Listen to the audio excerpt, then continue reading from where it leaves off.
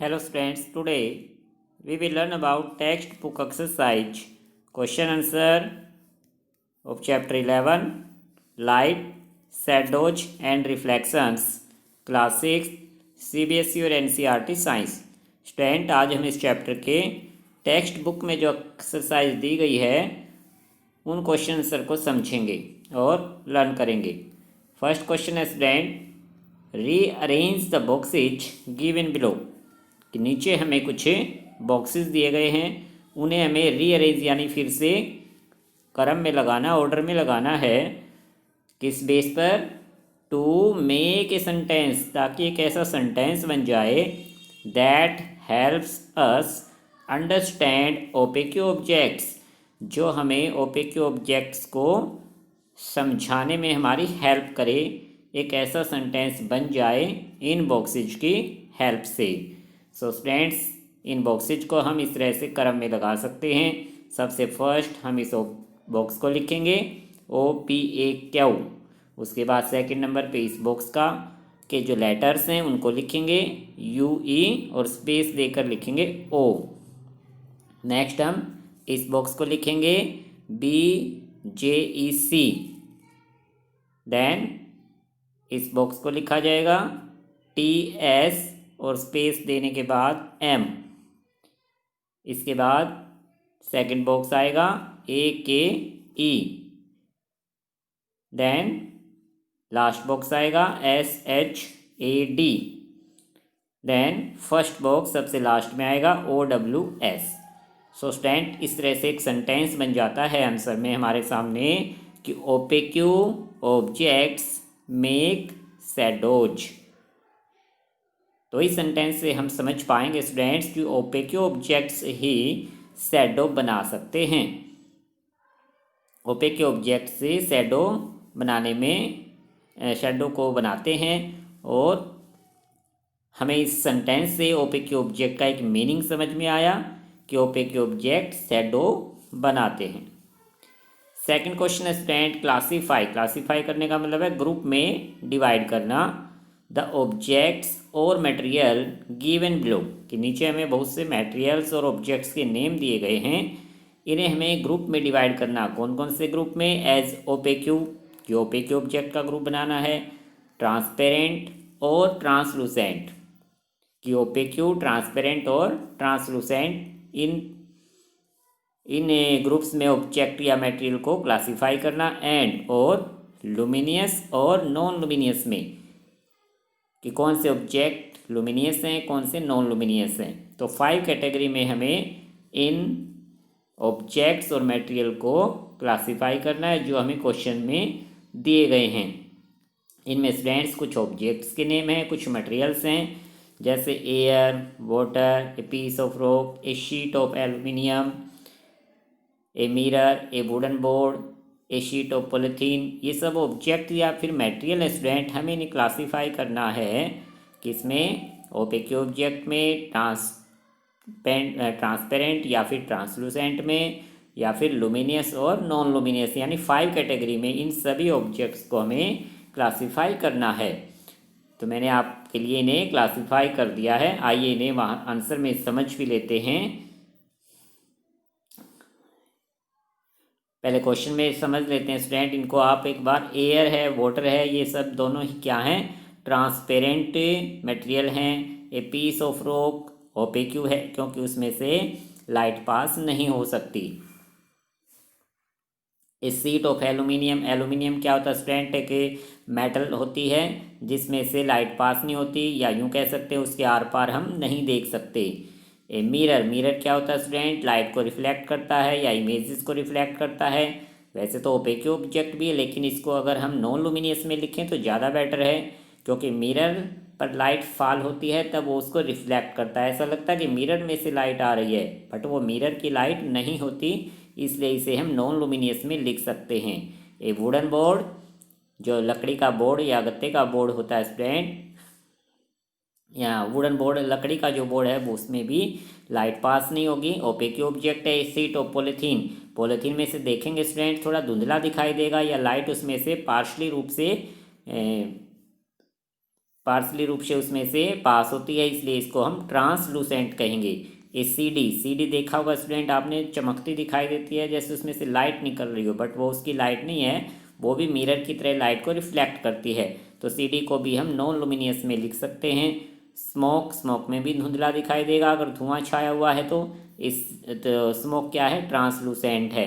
A sheet of plane glass student जिसमें से बिल्कुल आर पार सही बिल्कुल क्लियर दिखाई देता है, ऐसे ग्लास को हम ट्रांसपेरेंट कहेंगे। फॉग में देखते हैं हमें थोड़ा धुंधला दिखाई देगा, इसलिए ये ट्रांसलूसेंट है। A piece of red hot iron, कि आयरन का पीस अगर बिल्कुल गर्म कर दिया जाए तो उसमें से लाइट निकलती है, और ऐसा ऑब्जेक्ट जिसकी अपनी लाइट है वो उसकी अपनी लाइट है क्योंकि उसी में से आ रही है, वो किसी को रिफ्लेक्ट नहीं कर रहा, तो ये हम लुमिनियस ऑब्जेक्ट की कैटेगरी में लिखेंगे। एन अम्ब्रेला को पे क्यों कहेंगे। ए लाइटेड फ्लोरेसेंट ट्यूब, एक जलती हुई जो फ्लोरेसेंट ट्यूब है स्टूडेंट, जो घरों में CFL होती है इस तरह की कोई फ्लोरेसेंट ट्यूब है, उसमें से लाइट उसकी खुद अपनी होती है, इसलिए इसे हम लुमिनियस ऑब्जेक्ट कहेंगे। ए वॉल क्या होती है स्टूडेंट, दीवार जिससे आर पार हम नहीं देख पाएंगे, तो इसे ओपेक ऑब्जेक्ट कहेंगे। ए शीट ऑफ कार्बन पेपर, जो कि किसी मैटर को कॉपी करने के काम आता है, तो कार्बन पेपर की जो सीट है वो ओपेक्यू होती है। The flame of gas burner से जो फ्लेम निकलती है स्टूडेंट, तो वो गैस बर्नर की जो फ्लेम उसकी अपनी होती है, यानी लाइट निकल रही है उसमें से, तो ऐसे ऑब्जेक्ट या मटेरियल जिनमें से लाइट निकल रही है वो क्या है, लुमिनियस हैं। ए शीट ऑफ कार्डबोर्ड, गत्ते का जो टुकड़ा होता है उसमें से हमें दिखाई नहीं देगा या उसमें से लाइट पास नहीं होगी, इसलिए इसे ओपेक ऑब्जेक्ट कहेंगे। लाइटेड टॉर्च की अपनी लाइट होती है, इसलिए इसे लुमिनियस कहेंगे। इस सीट ऑफ सेलोपेन की सीट स्टूडेंट, जो प्लास्टिक सीट्स होती हैं, प्लास्टिक की जो चादरें होती हैं सीट ऑफ सेलोपेन कहलाती है, उसमें से भी बिल्कुल हल्का धुंधला दिखाई देता है। कई बार वो ज़्यादा मोटी भी हो सकती हैं तो उसमें से हमें दिखाई नहीं भी दे सकता, तो सीट ऑफ सेलोपेन को हम ट्रांसलूसेंट ही कहें तो ज़्यादा बेटर है। ये वायर मैश, जो जाली लगाते हैं खिड़कियों पे दरवाज़ों पे वायर मैश होती है, उसमें से भी थोड़ा हल्का धुंधला दिखाई देगा, बिल्कुल क्लियर दिखाई नहीं देगा, इसको भी ट्रांसलूसेंट कहेंगे। केरोसिन स्टोव को जब जलाते हैं स्टूडेंट उसकी अपनी लाइट होती है, वो गैस बर्नर की तरह जलता है, इसलिए इसको हम लुमिनियस ऑब्जेक्ट में लिखेंगे। सन की अपनी लाइट होती है, ये लुमिनियस ऑब्जेक्ट है। फायरफ्लाई जो जुगनू होता है स्टूडेंट, एक कीट होता है जो कि जिसकी अपनी लाइट होती है, जो चमकता है रात के टाइम, उसकी अपनी इसकी बॉडी के में से वो लाइट निकल रही होती है, इसलिए फायरफ्लाई को लुमिनियस कहेंगे। मून की लाइट आपने देखी होगी स्टूडेंट, अर्थ पर आती है रात के टाइम, लेकिन वो उसकी अपनी लाइट नहीं होती, वो सन से लाइट लेकर उसे रिफ्लेक्ट करता है, तो इसलिए मून को कहाँ लिखेंगे हम, यस नॉन लुमिनियस में लिखेंगे। तो इन सभी ऑब्जेक्ट और मटेरियल्स को स्टूडेंट आंसर में हमें इस तरह से लिखना है। फर्स्ट ओपेक ऑब्जेक्ट्स की कैटेगरी, जिसमें a piece of rock, a sheet of aluminium, a wooden board, a piece of rock, an umbrella, a wall, a sheet of carbon paper, a sheet of a cardboard, ये सब क्या हैं, opaque objects हैं। Second में हमें transparent objects लिखने हैं। Air, water, a sheet of plane glass, इनमें से हमें आर पार दिखाई देगा, ये क्लियर दिखाई देगा, लाइट इनमें से बिल्कुल क्लियर पास हो जाती है, इसलिए इनको ट्रांसपेरेंट ऑब्जेक्ट कहेंगे। Translucent objects, a sheet of polythene, fog, a sheet of cellophane, a wire में स्मोक, इनमें से लाइट हल्की पास होती है या इनमें से धुंधला दिखाई देता है, इसलिए ये ट्रांसलूसेंट ऑब्जेक्ट हैं। नंबर 4 कैटेगरी में luminous objects, a lighted fluorescent tube, the flame of gas burner, a lighted torch, firefly, a piece of red hot iron, kerosene stove, sun. इन ऑब्जेक्ट्स की अपनी लाइट होती है, ये चमकते हैं जो, तो वो इनकी अपनी लाइट होती है, इसलिए ये लुमिनियस ऑब्जेक्ट कहलाएंगे।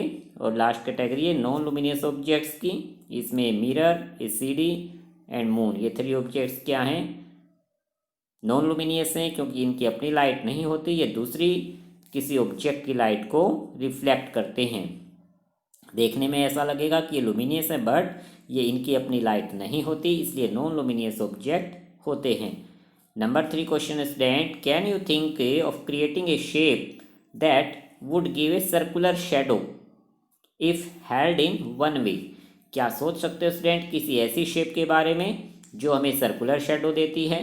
If held in one way, यानी किसी एक तरीके से उसको अगर हम हेल्ड करें, पकड़ें, and A rectangular shadow if held in another way, और उसे किसी दूसरे तरीके से पकड़ें तो वो हमें रेक्टेंगुलर शेडो दें। यानी शेप एक ही होनी चाहिए स्टूडेंट, या ऑब्जेक्ट एक ही होना चाहिए, और उस ऑब्जेक्ट को किसी एक तरीके से पकड़ते हैं तो सर्कुलर शेडो यानी इस तरह की शेडो बनती है।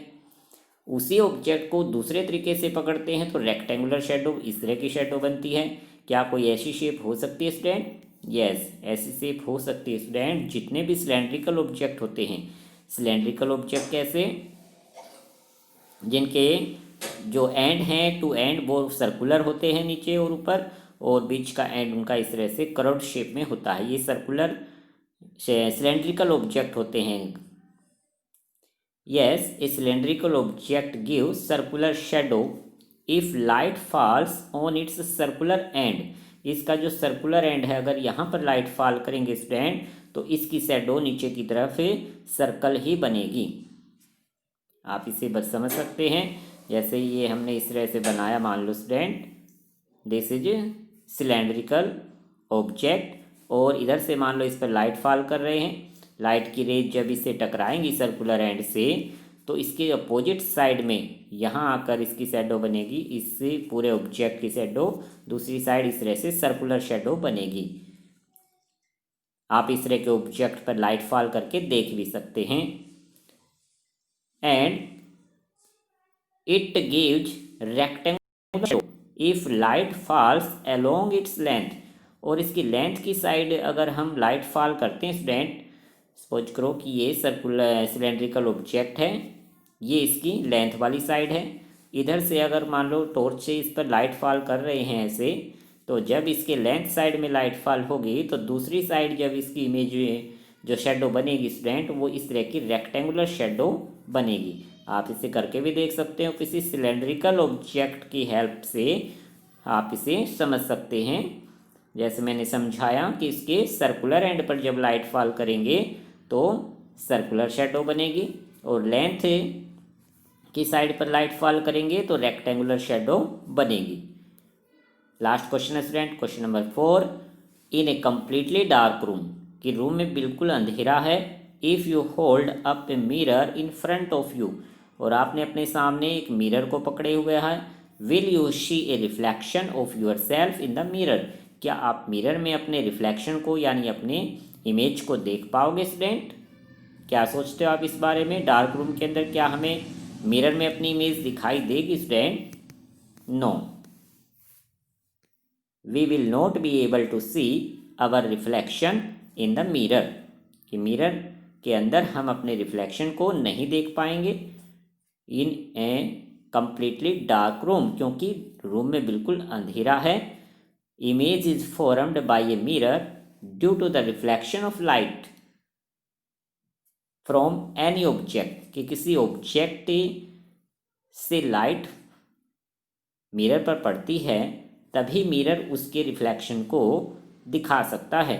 सपोज करो स्टूडेंट दिस इज मिरर, और मिरर के सामने अगर हम खड़े हैं तो मिरर में हमारा रिफ्लेक्शन तभी दिखाई देगा अगर उस रूम के अंदर कोई लाइट है और वो लाइट हमारे ऊपर फॉल होती है, और वो लाइट फिर मिरर पे जाके टकराती है, तो मिरर फिर उसको रिफ्लेक्ट करता है, वापस भेजता है हमें और उस इमेज को दिखाता है।